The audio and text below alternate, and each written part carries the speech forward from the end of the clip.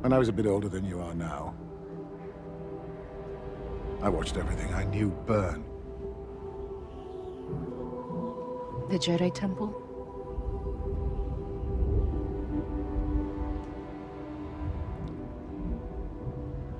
Couldn't make sense of it at the time.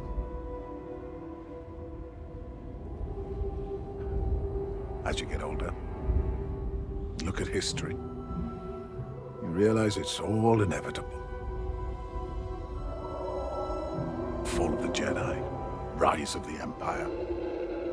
It repeats again and again and again.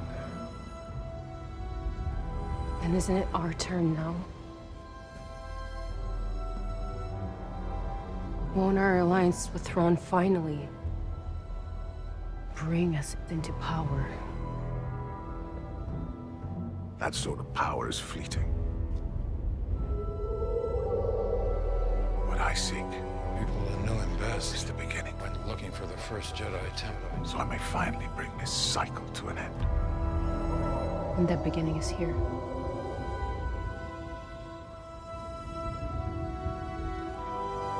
If the old stories are true,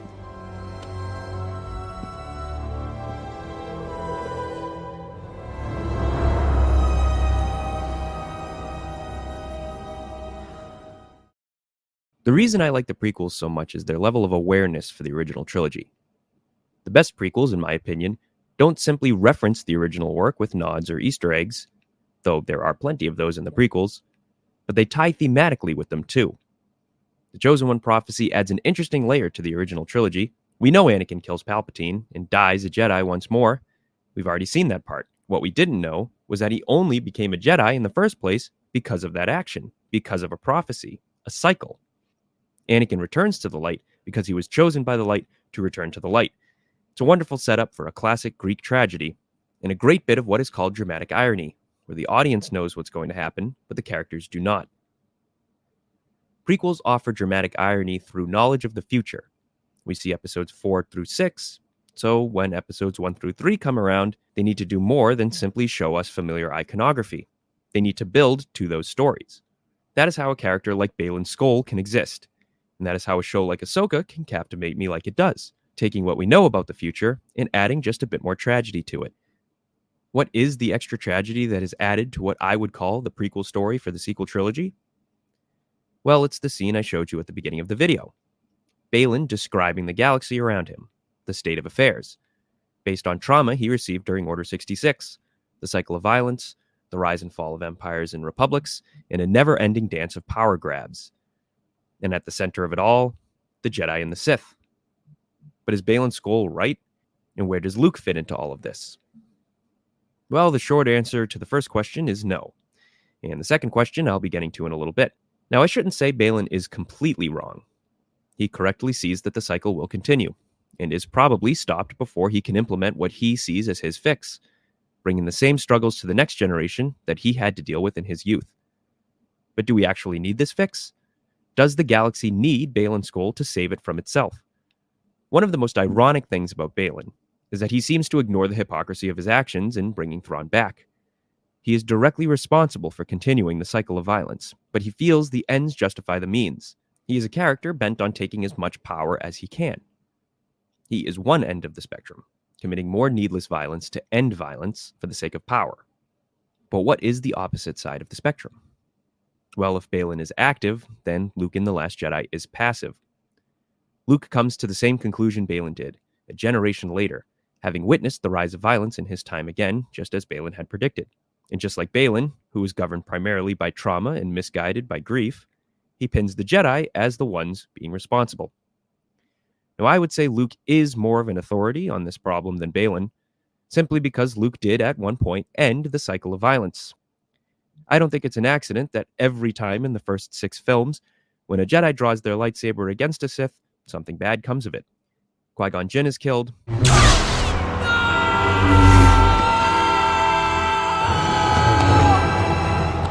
Anakin loses an arm. Anakin loses, well, everything.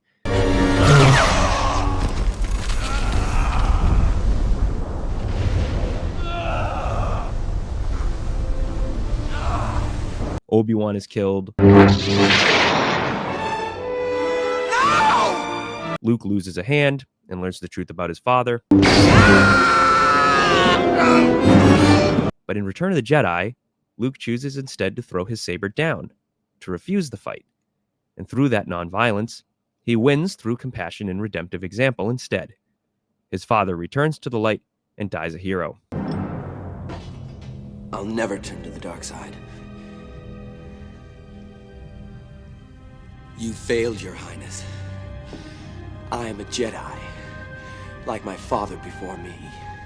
Joseph Campbell, author of The Hero of a Thousand Faces, a novel that heavily inspired George Lucas when writing Star Wars, and someone who you're probably very sick of hearing me talk about, lists on his steps in the hero's journey the atonement of the father, as part of the patterns he observed in ancient myth when a hero must confront the shadow of themselves, usually represented by an authority figure, or a father figure.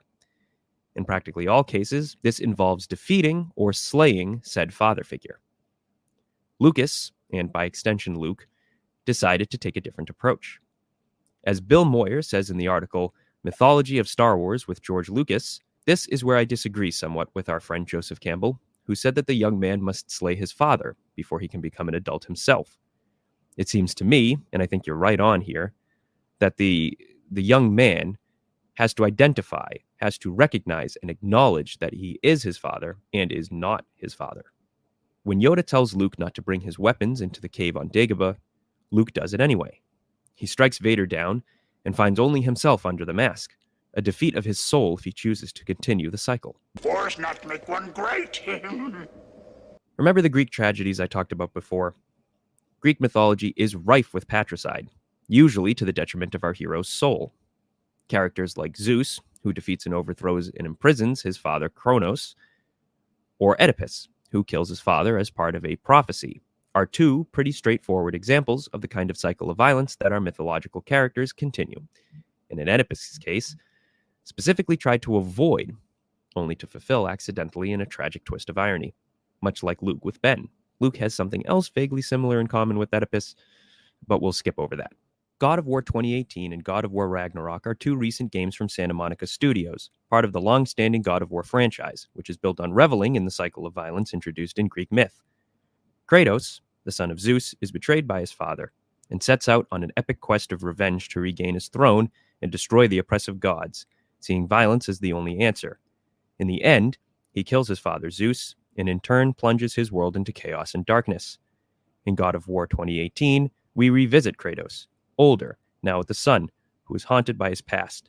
When he sees the same violent tendencies in his son, he misguidedly sets out to end the cycle, but in doing so with violence, begins it again, and sets in motion a prophecy of his death and the end of the Norse gods as well, Ragnarok. The cycle ends here. Must be better than this.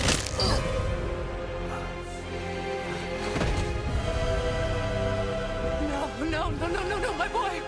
My dear sweet boy! I will rain down every agony, every violation imaginable upon you. I will parade your cold body from every corner of every realm and feed your soul to the vilest filth in hell. That is my promise. He saved your life. He robbed me of everything.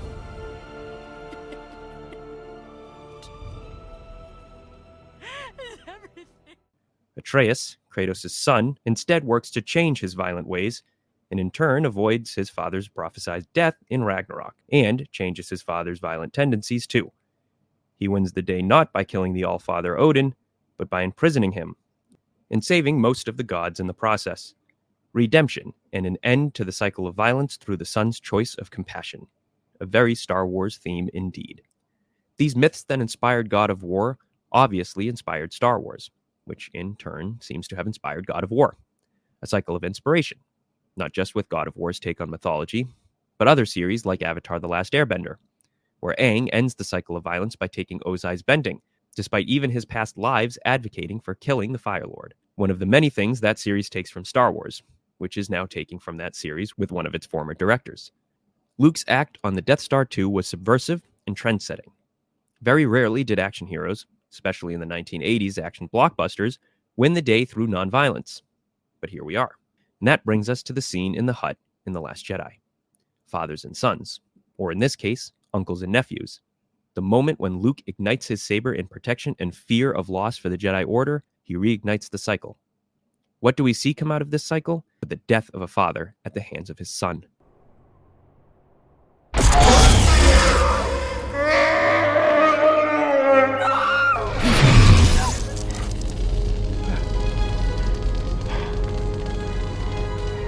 Thank you. In his trauma and grief, Luke sees only one way forward, and that is for him to remove himself from the galaxy, and in turn, as he is a representation for the Jedi, end the Order as well.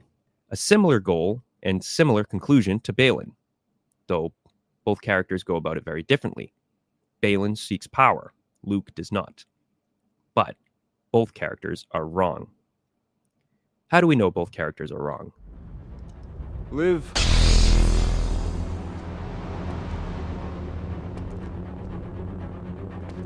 Or die. No. Incorrect. Well, in Ahsoka, we have, Ahsoka.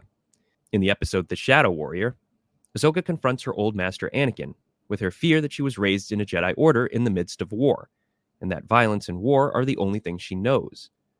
Seeing herself as a reflection of her master, she confronts her shadow, Anakin, and comes to terms with the central crux of both the show Ahsoka and the film The Last Jedi.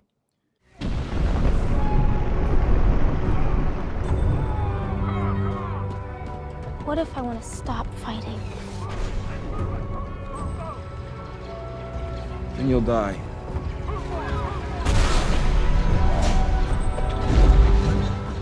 What does she also do? Well, she pulls a Luke.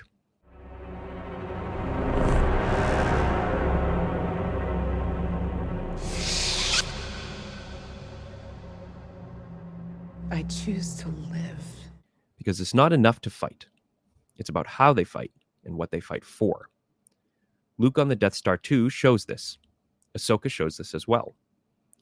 Yoda in Rebels knew this when sending Kanan and Ezra to Malachor to see what the endless cycle of violence did to the Sith and the Jedi thousands of years ago. Baylan seeks something even before then.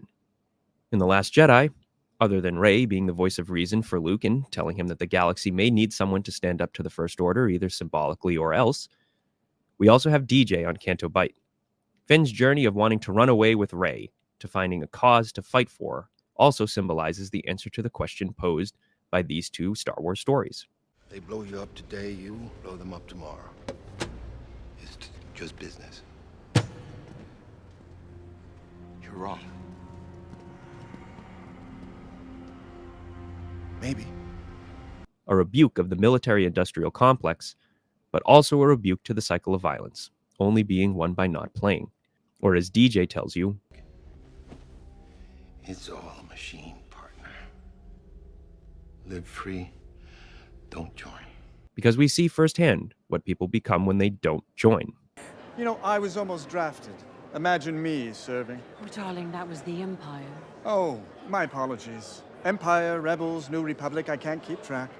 That's why I should just keep my mouth shut. We try not to get involved. Or worse.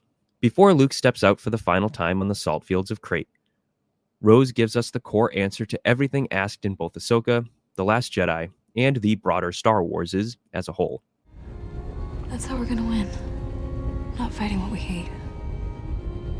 Saving what we love.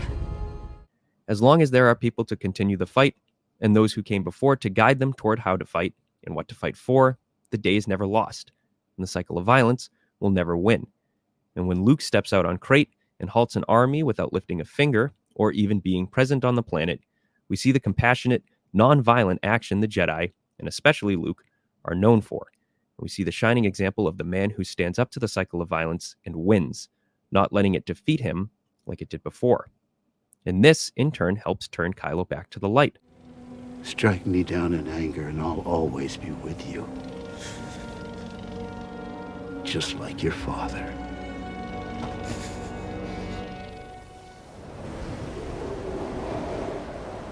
Hey, kid.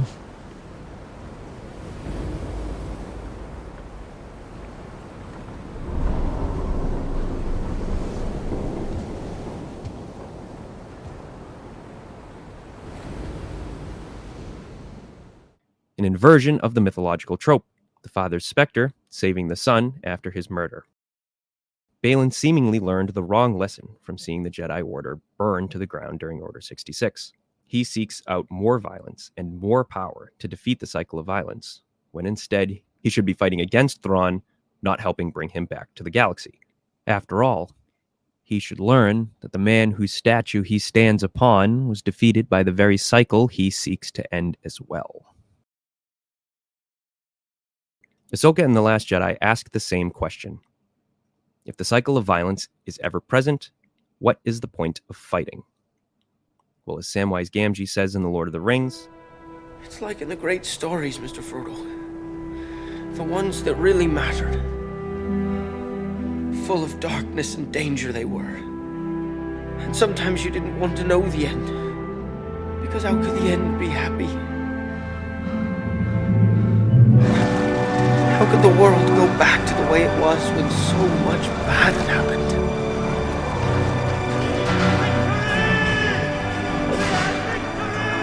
But in the end, it's only a passing thing. This shadow. Even darkness must pass. A new day will come. And when the sun shines, it'll shine out the clearer. Those were the stories that stayed with you. That meant something. Even if you were too small to understand why. But I think, Mr. Frodo, I do understand. I know now. Folk in those stories had lots of chances of turning back, only they didn't. They kept going. Because they were holding on to something. What are we holding on to, Sam?